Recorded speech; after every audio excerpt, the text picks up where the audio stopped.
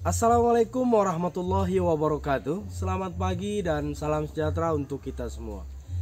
Semoga kita semua dalam keadaan sehat walafiat dimanapun kalian semua berada. Dan alhamdulillah hari ini kita bisa melanjutkan pertemuan kita yang keempat dalam mata kuliah pengantar manajemen. Pada pertemuan hari ini kita akan bicara tentang perencanaan strategis. Kita akan bicara tentang pengertian, konsep, manfaat, dan juga peran manajer di dalam perencanaan strategis itu sendiri. Adik-adik sekalian, semoga kalian bisa mengikuti video ini dari awal sampai dengan akhir, sehingga kemudian kita bisa memberikan pemahaman yang baik, menerima apa yang saya jelaskan ini dengan pemahaman yang baik tentunya. Adik-adik sekalian, apakah perencanaan itu dan perencanaan strategis tersebut? Perencanaan adalah tujuan organisasi dalam menentukan arah organisasi itu sendiri. Sementara perencanaan strategis adalah proses mendokumentasikan dan menetapkan arah bisnis dengan menilai di mana posisi perusahaan berada dan arah tujuan perusahaan. Rencana strategis memberi tempat untuk visi dan misi, sasaran, dan program aksi dari perusahaan atau organisasi tersebut. Jadi perencanaan strategis adalah sesuatu yang dilakukan untuk mempersiapkan apa yang akan menjadi arah dan tujuan organisasi. Di situ juga dalam perencanaan tersebut tentu akan menyusun visi, misi, dan sasaran organisasi.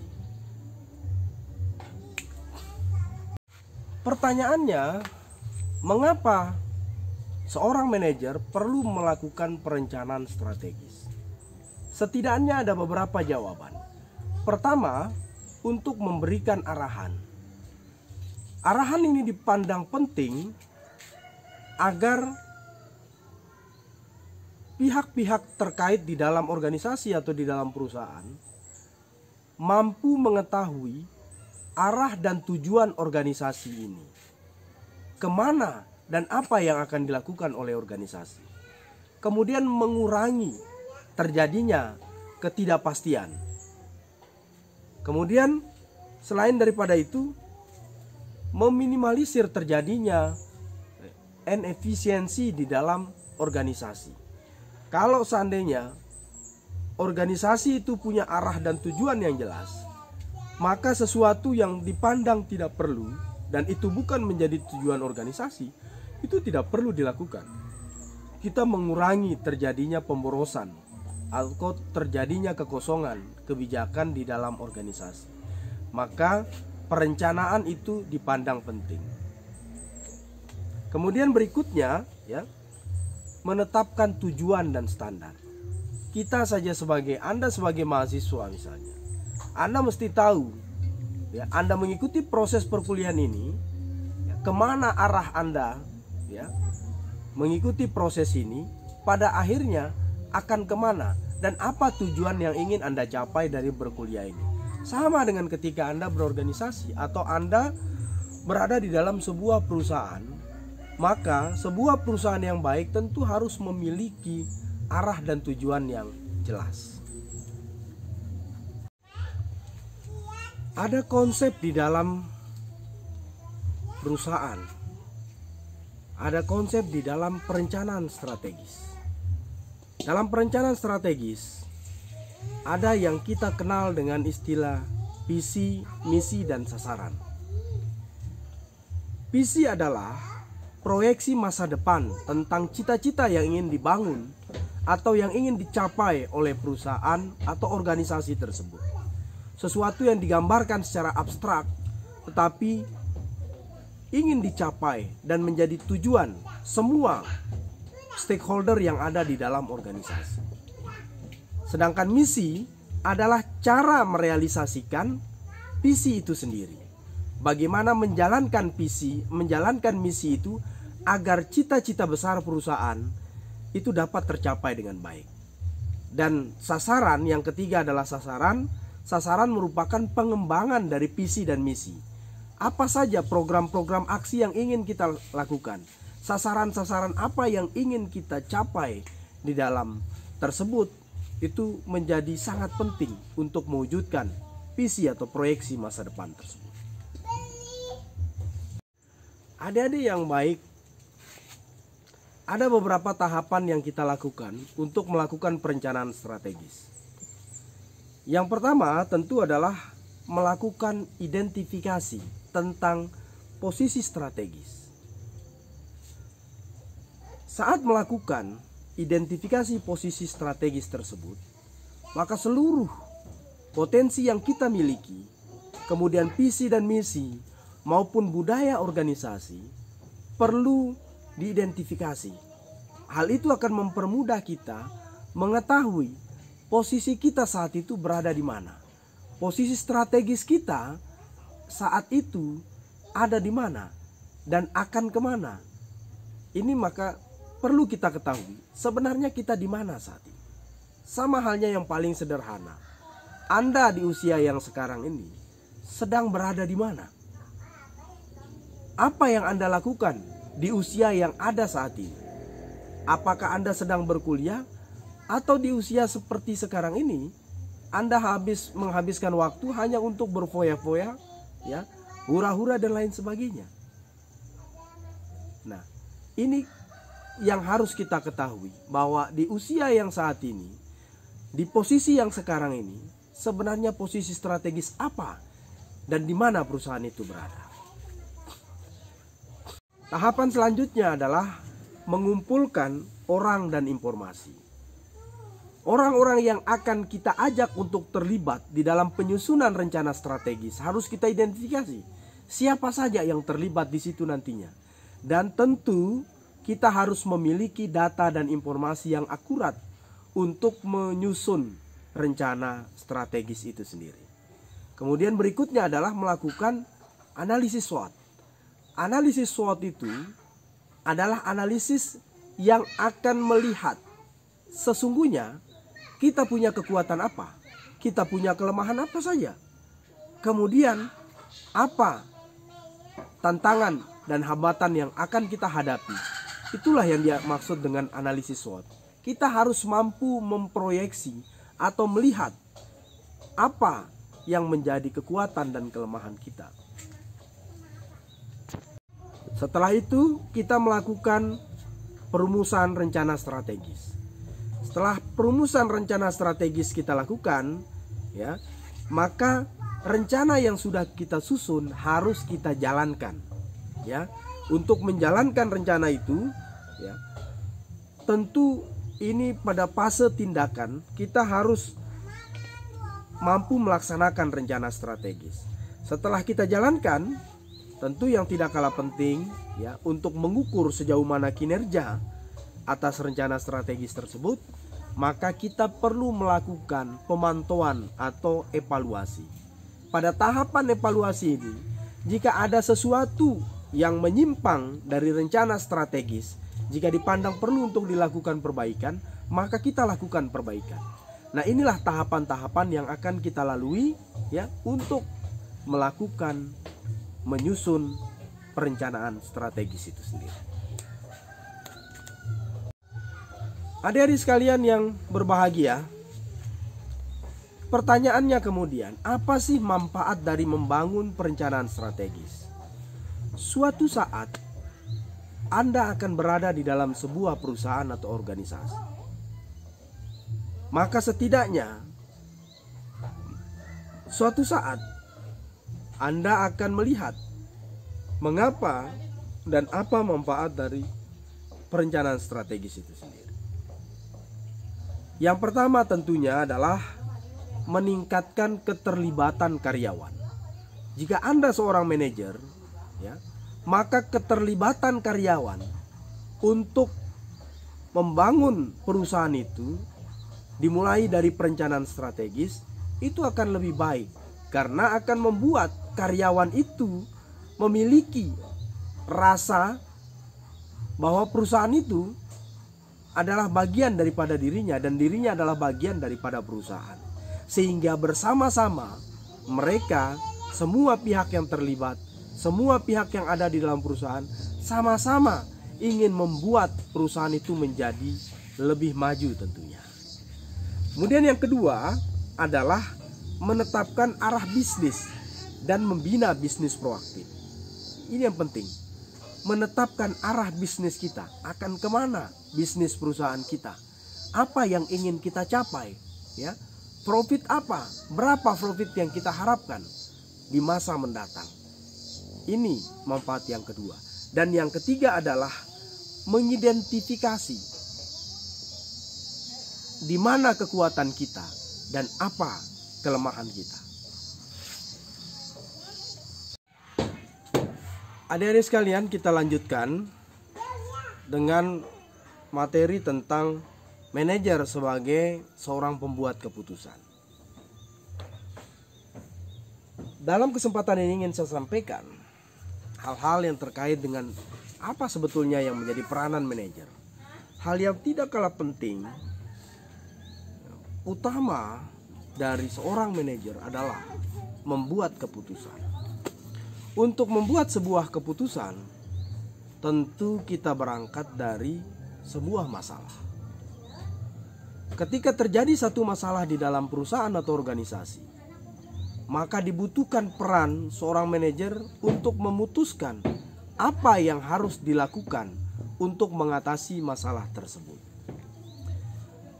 Saya kembalikan kepada Anda sekalian. Jikalau Anda merasa bahwa sangat memerlukan laptop misalnya, maka karena laptop yang Anda miliki saat ini sudah tidak bagus, untuk berkuliah itu sudah tidak layak karena memang memorinya suka penuh, kemudian layarnya sudah tidak terang lagi dan sebagainya, maka itu adalah sebuah masalah. Tentu Anda harus mengambil keputusan untuk mengatasi masalah tersebut. Pilihannya tidak lagi bicara soal bagaimana menambah memori di dalam laptop, tetapi kita hanya punya pilihan adalah melakukan penggantian. Nah, untuk melakukan penggantian tersebut, tentu kita harus melakukan berbagai langkah-langkah sebelum kemudian memutuskan untuk membeli laptop yang kita butuhkan atau relevan dengan kebutuhan kita saat ini. Ya. Karena itu adik-adik sekalian, membuat keputusan ya bukan sekedar memilih alternatif, tetapi memiliki langkah-langkah untuk menuju kepada keputusan itu sendiri. Keputusan adalah dua atau lebih alternatif. Ya, ada dua atau lebih alternatif atau pilihan untuk melahirkan sebuah keputusan. Sedangkan masalah adalah halangan atau tantangan yang kita hadapi ketika ingin melakukan pencapaian suatu tujuan. Nah, oleh karena itu, adik-adik sekalian, ada beberapa langkah yang akan kita lakukan untuk membuat keputusan. Langkah selanjutnya atau langkah kedua adalah mengidentifikasi kriteria keputusan. Untuk mengambil keputusan, kita harus melakukan identifikasi apa yang menjadi kriteria keputusan kita. Misalnya terkait dengan contoh tadi mengenai laptop misalnya. Kita tentu harus membuat kriterianya apa saja laptop yang kita inginkan. Pertama tentu tentang katakanlah ruang penyimpanan atau memorinya. Yang kedua misalnya katakan tentang daya tahan baterainya. Kemudian yang ketiga berat dan lain sebagainya. Inilah kriteria sebuah laptop yang kita harapkan.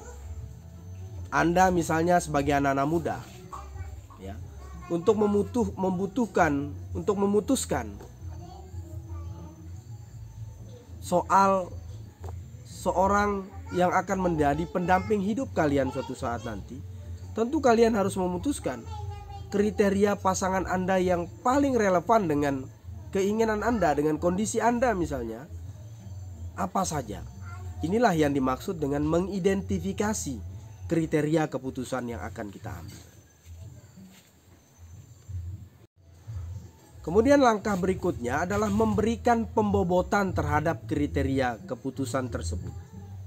Ya, tadi sudah saya singgung kriteria keputusan untuk membeli laptop itu terkait yang pertama adalah ruang penyimpanannya, daya tahan baterainya, kemudian beratnya laptop itu seperti apa.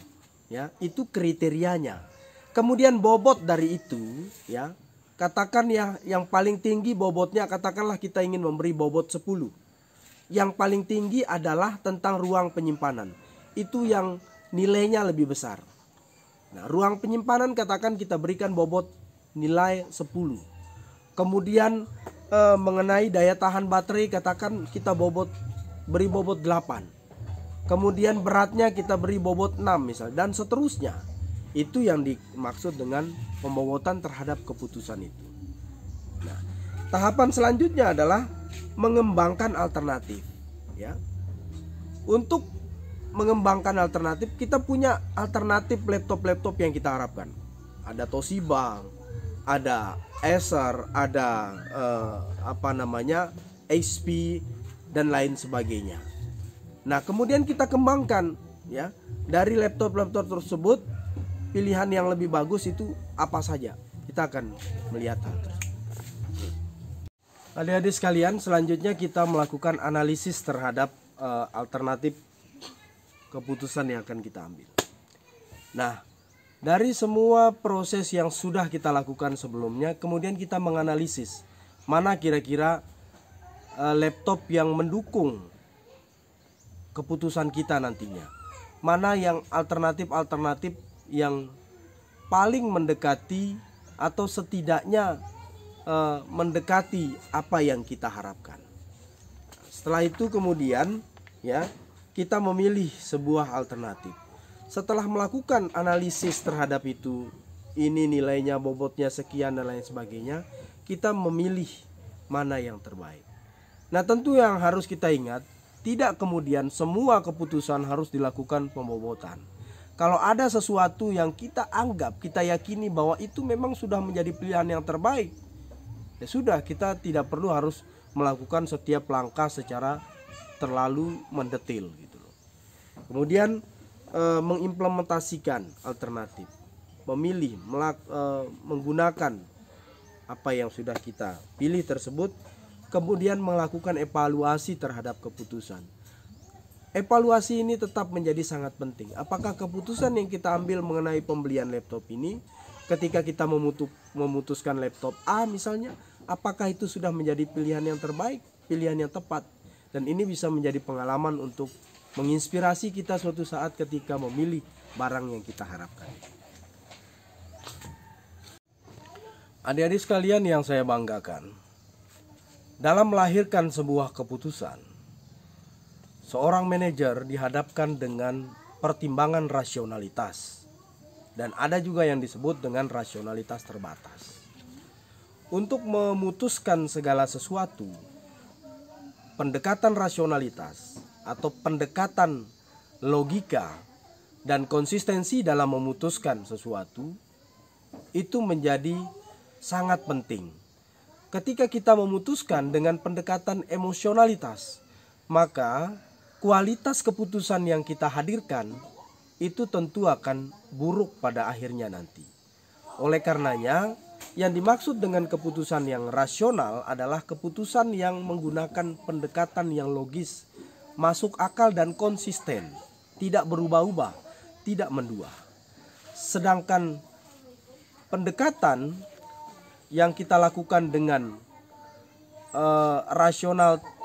rasionalitas terikat, ya, ada yang disebut dengan rasionalitas terikat, adalah keputusan yang rasional tetapi terbatas karena kemampuan atau keterbatasan informasi data yang kita miliki.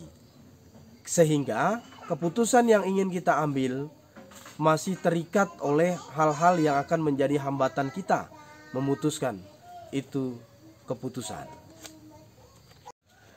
Nah, kemudian dalam melahirkan keputusan juga, ya, Asumsi rasionalitas adalah asumsi atau pandangan atau anggapan yang kita lakukan atas pertimbangan yang objektif serta konsisten. Nah, pertimbangan yang objektif ini akan memudahkan kita memutuskan sesuatu karena kita berlepas diri dari segala tendensi apapun. Kita betul-betul ingin melahirkan keputusan yang bisa memberikan pilihan yang paling tepat. Nah, kemudian dalam membuat keputusan juga terkadang kita tidak bisa berlepas diri dari peranan intuitif atau intuisi. Apa hal itu? Kalau Anda seorang manajer yang sudah berpengalaman, tentunya pengalaman menjadi intuisi ya, yang penting. Ya, peranan intuisi ini berlandaskan pada pengalaman atau pada perasaan atau pada akumulasi pertimbangan-pertimbangan.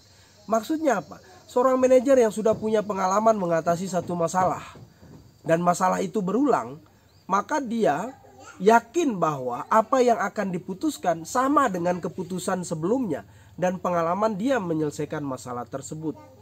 Ya, kalau dalam perusahaan misalnya dia di dalam perusahaan itu tingkat penjualannya rendah, maka dia dengan pengalaman di perusahaan-perusahaan lain sebelumnya, dia tahu apa yang harus dilakukan karena sudah ada pengalaman yang dihadapi. Kemudian dia yakin, perasaannya meyakini bahwa apa yang diputuskan, dia percaya bahwa itu akan lebih baik. Dan juga dengan segala pertimbangan. Nah, itulah yang dimaksud dengan peranan intuisi di dalam pengambilan keputusan itu sendiri. Adik-adik yang saya cintai dan saya banggakan, sedikit lagi saya ingin menyampaikan materi ini. Kemudian berikutnya adalah jenis keputusan dan kondisi pembuatan keputusan. Ada masalah yang terstruktur dan tidak terstruktur. Masalah yang terstruktur adalah masalah yang bersifat langsung, dikenal dan mudah diidentifikasi. Masalah yang langsung adalah masalah yang terkadang juga berulang, sudah pernah terjadi, ya. Kemudian mudah kita kenali atau mudah diidentifikasi. Kemudian prosedur adalah sejumlah langkah berurutan yang digunakan untuk merespon masalah yang terstruktur dengan baik. Sementara peraturan adalah pernyataan eksplisit yang memberitahu manajer apa yang boleh dan tidak boleh dilakukan. Kemudian kebijakan adalah pedoman untuk membuat keputusan. Nah, adik-adik sekalian yang saya banggakan, ada jenis masalah yang tadi saya sampaikan. Ada masalah yang terstruktur, kemudian yang tidak terstruktur. Kemudian keputusan yang kita ambil tentu sudah terprogram dengan baik. Ketika masalahnya adalah masalah itu yang kita sudah mudah kenali, ya, sering terjadi ketika misalnya seorang pegawai di sebuah restoran dengan tidak sengaja dia menjatuhkan minuman ke dalam sehingga mengenai jas pelanggan misalnya, maka manajer mengambil langkah segera, ya, untuk barangkali menawarkan agar jasnya diperbaiki, jasnya dibersihkan oleh manajer, ya, untuk menjaga hubungan dengan pelanggan. Itu masalah yang sering kita hadapi. Nah, tentu untuk menyelesaikan masalahnya kita mengambil keputusan yang memang sudah terprogram dan itu sudah sering terjadi. Nah, kalau masalah yang tidak terstruktur, masalah yang jarang terjadi, tiba-tiba muncul dan nyaris tidak pernah ada, ya, tidak pernah kita hadapi atau tidak pernah kita membuat peraturan tentang keputusan apa yang kita ambil ketika masalah itu terjadi, karena baru sekali dia terjadi gitu loh. Ya, itu masalah yang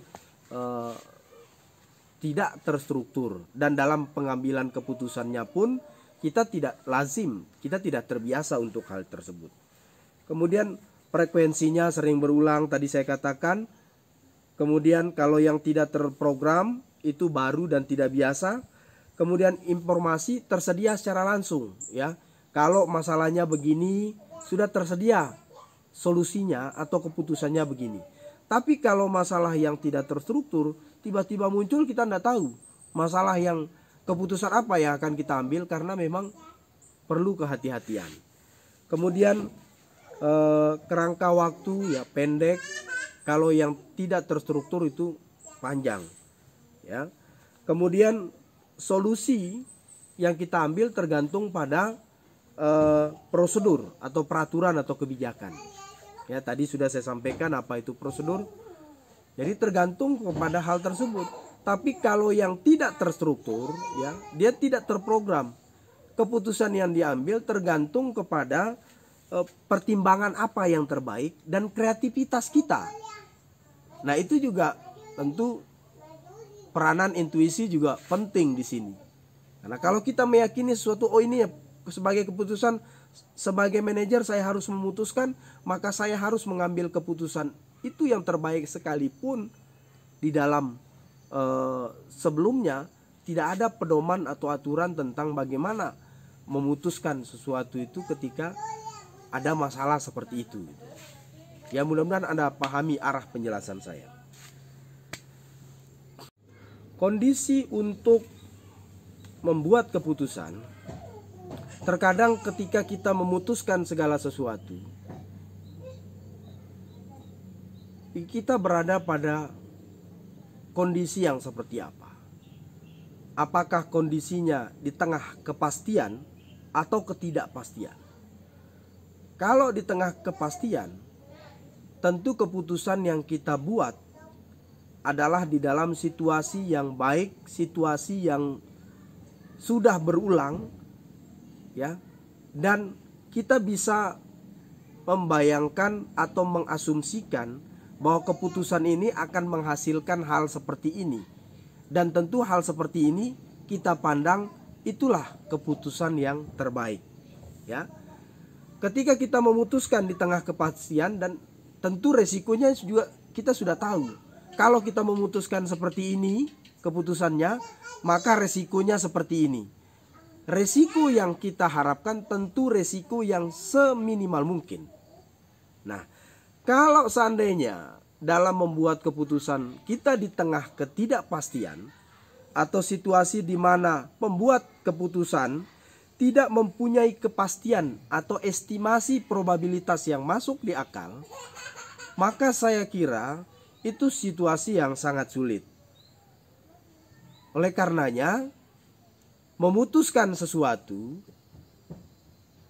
di tengah kepastian atas masalah yang kita hadapi dengan ketidakpastian tentu sangat berbeda tingkat resikonya.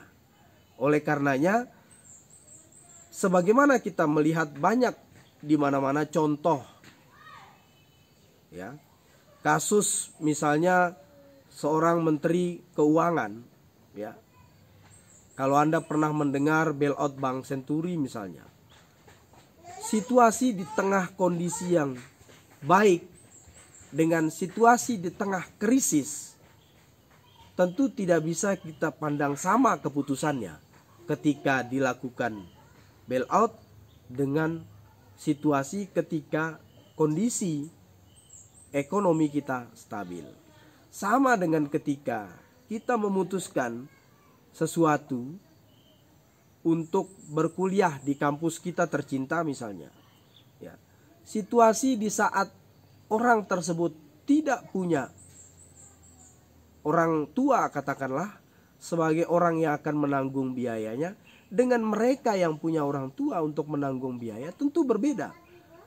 Atau ketika kita memutuskan di tengah kepastian kita mendapatkan beasiswa misalnya, tentu situasi itu berbeda. Nah, oleh karenanya di akhir pertemuan ini saya katakan bahwa kondisi ketika kita memutuskan sesuatu, apakah di tengah kepastian dan tidak pastian, itu tentu sekali lagi berbeda. Adik-adik sekalian yang saya hormati, yang saya cintai dan saya banggakan, saya kira itu dulu yang dapat saya sampaikan. Masih luas yang semestinya kita bisa bicarakan, namun karena keterbatasan kita dalam berdiskusi bertatap muka, tentu kita batasi hal ini, dan nanti kita bisa lanjutkan di ruang WA group untuk kita mendiskusikan apa yang sudah saya sampaikan. Dan alhamdulillah nanti saya akan kirimkan slide atau PPT yang sudah saya buat kepada Anda. Mohon dipelajari kembali, mohon dibaca kembali buku yang berkenaan dengan pengantar manajemen, atau buku yang saya gunakan ada 2 buku manajemen yang dikarang oleh Stephen P. Robin dan juga Mary Coulter. Ada juga buku pengantar manajemen yang lain, yaitu Ernie Tisnawati Sule dan Kurniawan Saifullah, ya, buku ini, ya. Kalau ini buku yang saya copy dari salah seorang dosen. Ada sesuatu yang ingin saya sampaikan kepada adik-adik sekalian. Saya baru lihat tulisan ini, padahal buku ini sudah tahun yang lalu. Saya tidak terlalu memperhatikan. Ada kata-kata di sini ditulis tangan, entah siapa yang menulis. Saya bacakan sekedar mengisi waktu kita. Tulisannya begini: jadi dosen itu jangan nyebelin, ntar jomblonya awet. Udah tahu jomblo, nyebelin lagi. Jodoh bakal kabur, udah jelek, jomblo lagi. Aduh, ini kayaknya mahasiswa yang sangat sakit hati.